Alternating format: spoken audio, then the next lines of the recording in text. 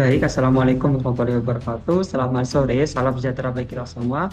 Perkenalkan, nama saya Daniel Kafarudin dengan NIM 056670833 dari program studi Sistem Informasi, Fakultas Sains dan Teknologi Universitas Terbuka. Di sini saya hendak menyampaikan terkait tugas satu mata kuliah Pancasila, yaitu terkait proses lahirnya Pancasila, mulai dari perjalanan sejarah, yaitu terkait BPUPKI, Piagam Jakarta hingga PPKI. Sebenarnya apa sih tujuan kita mempelajari sejarah Pancasila? Yaitu terkait memahami bagaimana pendiri bangsa merumuskan fondasi filosofis Indonesia Merdeka melalui dialog dan konsensus nasional. Di mana di sini highlight yang akan kita pelajari dan kita renungkan adalah terkait dialog dan konsensus nasional. Nah, hal ini kita mulai dari timeline yang pertama terkait sidang BPUPKI yang dilaksanakan tanggal 29 Mei sampai 1 Juni 1945. Yang mana di sini ada penyampaian gagasan dasar negara. Terdapat 3 tokoh yang menyampaikan gagasan negara, yaitu ada Muhammad Yamin, Dr. Supomo, dan Insinyur Soekarno, yang mana mereka menyampaikan visi mereka tentang fondasi Indonesia. Nah, terkait gagasan-gagasan tersebut terdapat berbagai aspirasi yang mana di sini muncul perdebatan antara golongan kebangsaan nasionalis dan golongan religius dalam menentukan corak negara. Nah, selanjutnya kita memasuki akhir dari sidang BPUPKI, yaitu tanggal 1 Juni 1945, yang mana di sini diperingati juga sebagai hari lahirnya Pancasila. Mengapa? Karena di sini Soekarno pada tanggal 1 Juni 1945 menyampaikan pidato monumentalnya yang disampaikan secara lisan dan tanpa teks terkait usulan dasar negara, yang mana di sini diberi nama Pancasila. Panca yang berarti 5 dan sila yang berarti asas atau dasar. Yang mana di sini Soekarno menawarkan 5 prinsip terkait yaitu terdiri dari nasionalisme, internasionalisme, mufakat, kesejahteraan sosial, dan ketuhanan yang Maha Esa atau ketuhanan yang berkebudayaan. Yang mana di sini referensi yang saya gunakan dari Bata dan Warta 2017.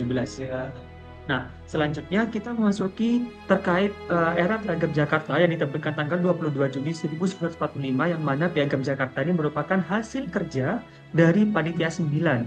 Nah, Panitia 9 sendiri merupakan tim kecil yang untuk menjembatani perbedaan pendapat antara kelompok Islam dan kebangsaan, yang mana golongan kebangsaan nasionalis menghendaki negara kesatuan yang tidak berbasis agama tertentu, sedangkan golongan Islam menghendaki negara yang dijalankan berdasarkan syariat Islam.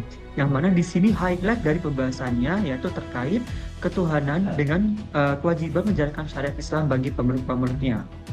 Nah, selanjutnya kita memasuki era sidang PPKI yang dilaksanakan tanggal 18 Agustus 1945, yang mana di sini ada 3 poin yang perlu kita cermati, yaitu terkait pertama, delegasi Indonesia Timur, yang mana delegasi Indonesia Timur keberatan terkait klausul 7 kata di sila pertama, yaitu terkait ini ya, ketuhanan dengan kewajiban menjalankan syariat Islam bagi pemeluk-pemeluknya.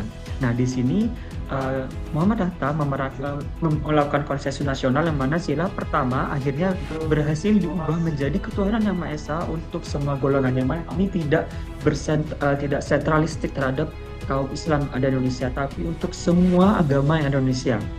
Nah, selanjutnya dilakukan pengesahan Pancasila sebagai dasar negara dalam pembukaan Undang-Undang Dasar 1945, yang mana di sini referensi yang saya gunakan dari Parti 2019. Nah, selanjutnya terkait nilai Pancasila yang dapat kita pelajari dari sejarah lahirnya Pancasila, itu terkait adalah musyawarah mufakat atau kepentingan bersama, yang mana di sini kita meng-highlight terkait kepentingan bersama. Para pendiri bangsa tidak memaksakan kehendak pribadi atau kelompok. Mereka lebih mendengarkan aspirasi dari berbagai daerah untuk menciptakan negara yang inklusif, bukan eksklusif untuk satu golongan saja. Dan untuk nilai terpancar sendiri yaitu rendah hati dan bersedia menerima pendapat orang lain demi tujuan yang lebih besar.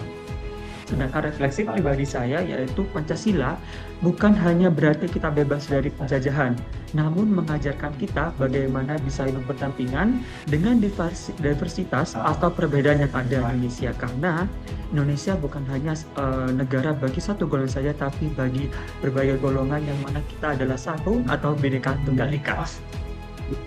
Di sini merupakan referensi yang saya gunakan. Terima kasih telah menonton video presentasi saya terkait sejarah Pancasila.